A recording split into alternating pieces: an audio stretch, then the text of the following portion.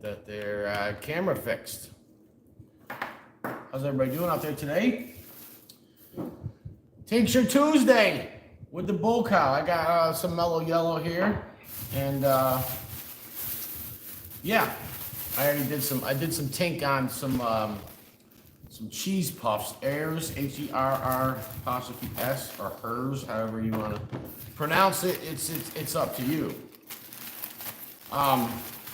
Today I'm going to be reviewing CaJohn's Black Cherry Vanilla Chipotle Habanero Bourbon Hot Sauce.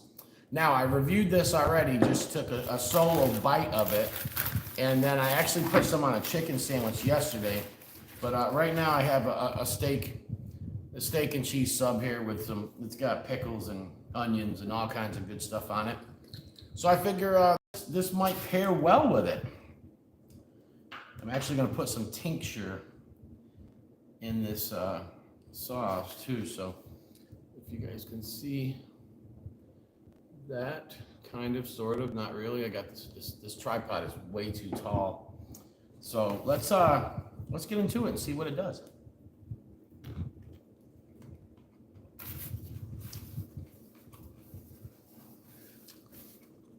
Oh wow! Oh wow! That's straight money right there. Gotta put more sauce on. Oh yeah.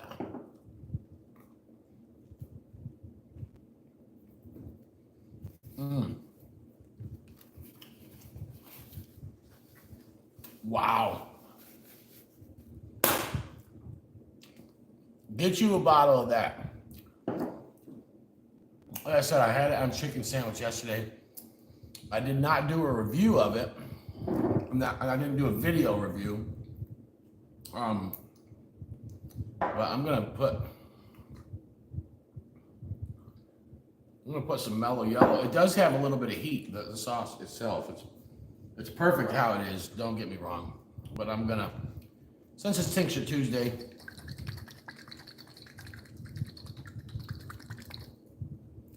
I'm gonna remix it.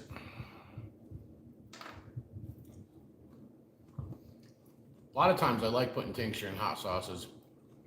To be honest, a lot of the milder sauces, they have good flavor, but they don't have a lot of heat.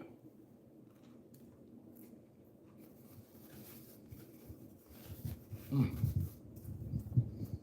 most of the sauces that are super hot are terrible. Not all.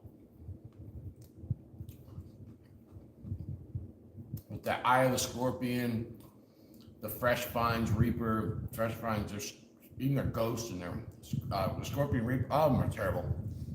They're bitter, they're floral.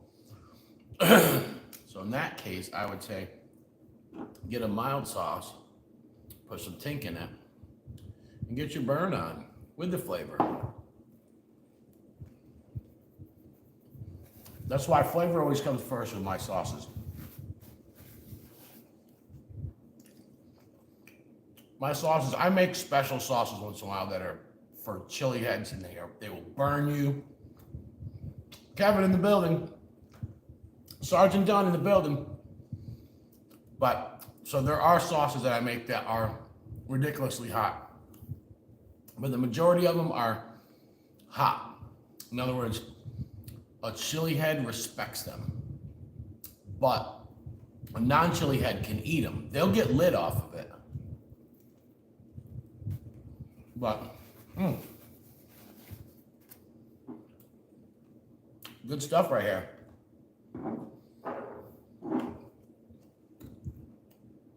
Wow. I actually took, so I had Colton's dill mustard sauce, and I ate like half the bottle, and then in the rest I put some of the tincture in there. I don't remember which tincture it was, but my boss, he like seen it on the counter and grabbed it and put it on something, and he went nuts over it. He ended up ordering a bunch of it from Colton. And then I don't remember if I gave him tincture or not to put in it, but sometimes I think that's a good method. take some tank, put it in a sauce.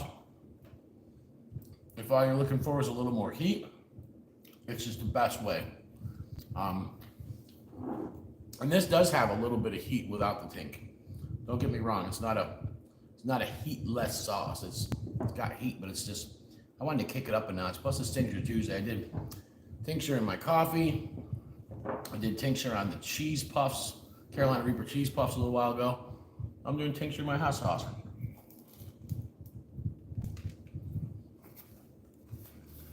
Tincture is a miracle drug. You don't have to sit there and just do robbies of it. We do that stuff. I mean, we review it to tell the heat, the flavor, the clarity. To get stupid sometimes and just get burned. Call outs, challenges, whatever. But tincture, incorporate it into your everyday life, and you will be amazed. The health benefits. You'll never get constipated. You'll lose weight. It speeds up your metabolism. It's good for your heart. I've heard people that are having strokes, they put tincture under their tongue. I don't know how accurate that is, but I do know about the metabolism. I know about the digestive. Helps you digest your food. Makes things awesome. I cannot drink coffee without tincture in it no more. That's why I have tincture at work, tincture in my car, tincture at home. Sergeant Dunn's got more Doomsday tincture. I think it'll be available tonight or tomorrow. If you want a hot one, get your hands on that. That stuff is brutal. Good pepper flavor too. Pepper forward. Wow. CaJohn's black cherry vanilla habanero bourbon chipotle hot sauce. Stuff's amazing right there. I'm glad that I'm getting to do this review quick on some food. Some sauces I'll just review with a spoon, no doubt.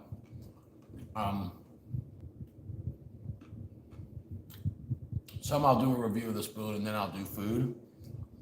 Like this one. Actually, I didn't even have a spoon. I did this down by the lake and I just tipped the bottle up. That's good stuff right there. I'm all about the sauces. I was a chef for 20 years. I made a sauce to go with every single meal.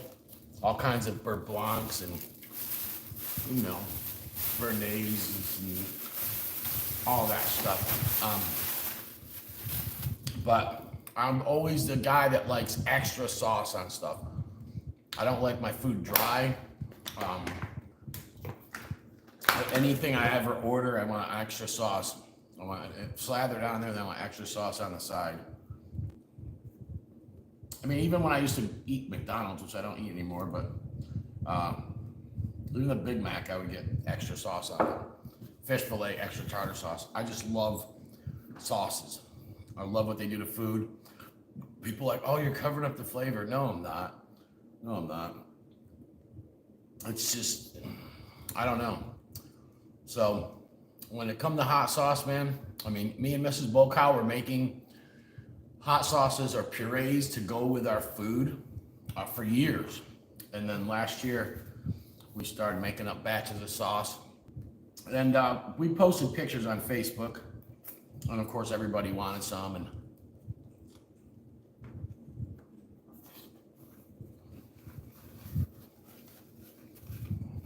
it started getting to the point where it was getting overwhelming. I'd make it up. Little batch, 5-6 bottles. Everybody would see a picture. They want it. Me and my wife would end up with a half a bottle. Then I'd have to make more. So I just decided to start selling it, you know, just to family and friends.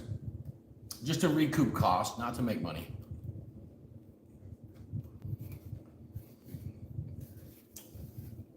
next year we'll launch. We have our staple sauces set. We have other stuff that's in research and development. So the staple sauces that will always be available. Well, one of them is not available now because I don't have fresh pods and I didn't make enough of it last season because it's a new idea. But yellow mash, monster mash, mean green, blueberry boot, pineapple, hellfire. We make a couple different versions of that. Hellfire, I usually use whatever super hot peppers I have. So I may do a hellfire version with peppers from one grower, then the next one from a different grower. We've done the mesquite fire roasted version. We did the black garlic version, which was the last one. And we're trying to, black garlic's very expensive. That's why I like using it in sauces, but the black garlic raises the cost of the sauce $1 more per bottle. Because I use a lot of black garlic. So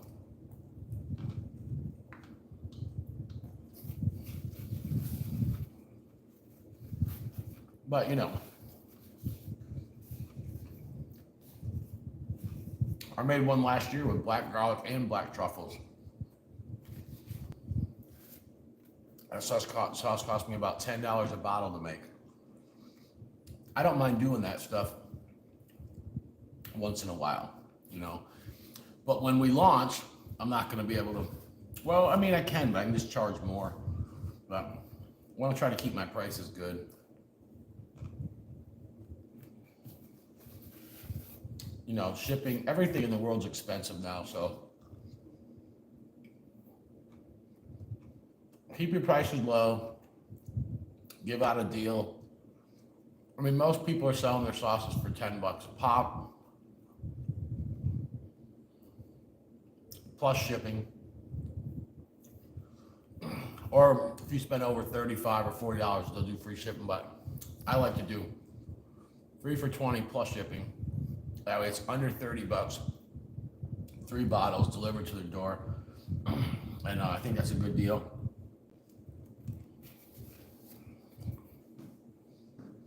Man, this stuff is good. That's killer. I usually stop eating and kind of talk to you guys, but I'm kind of chewing with my mouth full. Talking with my mouth full. Right now, because that is so killer. Miller time in the building. The comments, they show up real fast and disappear. It's weird. I don't know why I can't see them. They should, if I had the phone the other way, I think I could see them better. But because it's sideways, I don't like doing videos the long way, vertical or whatever.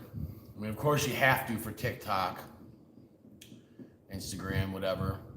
But YouTube, it's like widescreen. That's the format. I watch a lot of YouTube videos on my TV.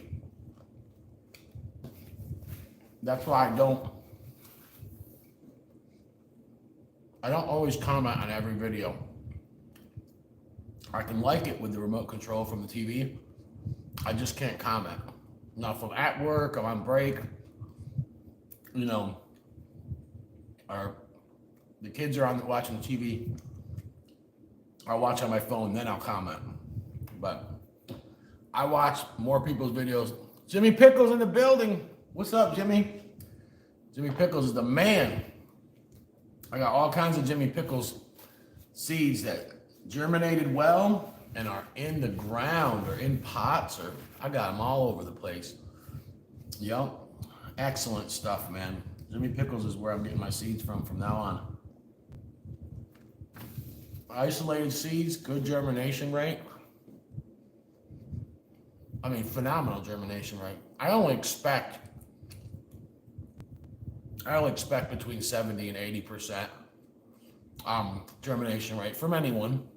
And when I see 98, 97, 99% germination rate, I am amazed.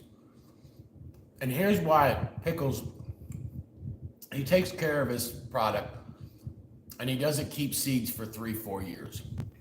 That's the main thing. If you have old seeds, now I've heard the tricks that people soak them in black tea for 2 hours. Some people say overnight. Old seeds, whatever the case may be. I tried that with some seeds that, you know, someone I shouldn't have bought them off of it. It didn't work either way. But you do not have to do anything with good seeds. You can use a seed mat, which I've used seed mats or I've not. Some of them I don't even bother using it. But you can use a seed mat, bring your soil temperature up a little bit. I always use a spray bottle. I do not bottom water when I'm trying to do seeds. I've seen people do it. It's a catastrophe most of the time. Their soil is too wet. When you're germinating, you want to get your soil a little bit moist as you're putting it in the little pods. And then you want to sprinkle some soil on top and then get you a spray bottle. Spray it down good. Get a good amount of water on it that first time. Later on at night before you go to bed, spray it down again. Get up in the morning, spray it down. And you will see your germination rates will be through the roof and you will not rot your seeds. I did have one tray that I did the bottom watering thing. I'm like, what the heck's wrong with me? And the soil was just soaked and the seeds didn't come up. I mean, it was like 8-9 days. I seen nothing pop. So I actually added more seeds in the same pods, and you know, about 5-6 days later, I started seeing a couple come up. So yeah, isolated seeds, good germination rates. Holler at Mr. Pickles. He has got it going on. He's got enough varieties where you don't have to go a bunch of places for seeds.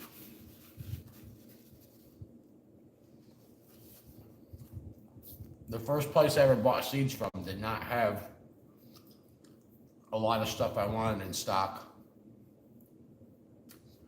So I went somewhere else, got ripped off, went somewhere else, got seeds that they germinated decently, but I don't know what they are because they weren't isolated.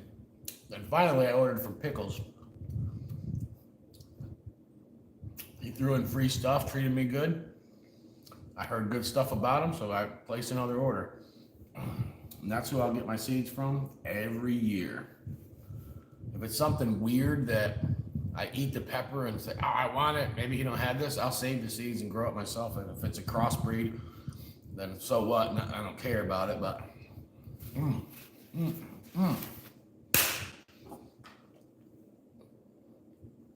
this is money. Man, that stuff is good.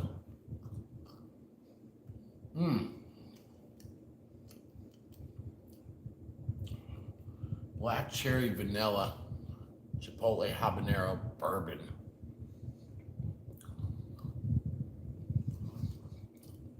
You can tell they put a lot of R&D into this. They put a lot of effort into this sauce. Very complex. It's sweet from the black cherries, you know, and vanilla stuff. Not overly sugary or anything. Not like a sweet sauce, but it's sweet, you know. I have a little bit left. If I order a pulled pork sandwich somewhere soon, I might end up eating that on it. But yeah, I just wanted to jump on here live. I'm on lunch break. And I got a couple more plants up potted today, up behind the shed. They're overwintered plants. I have an overwintered Apocalypse Scorpion, overwintered 7-pot chocolate, and 2 hellhammers that are losing all their leaves. They don't like the sun. They're being finicky.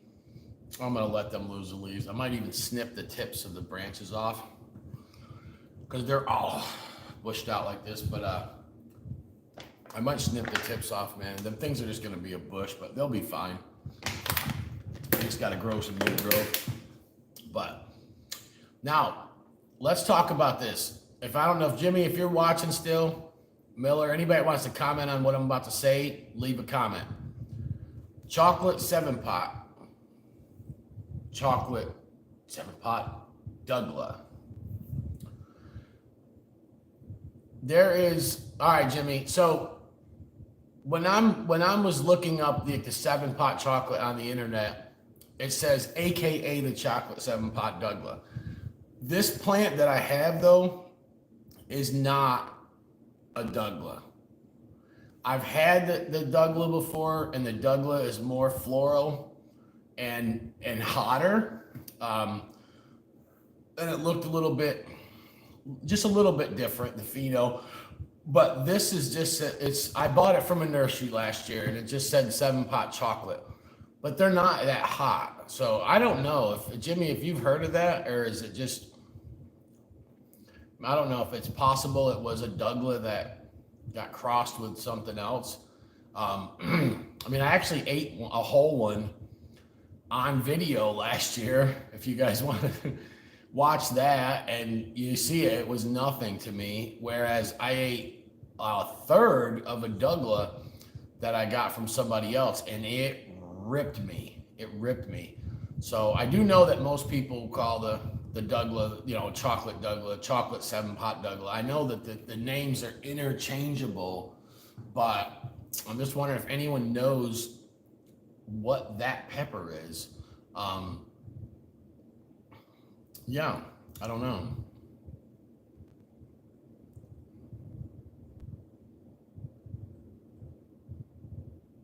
Might be different pheno, yeah.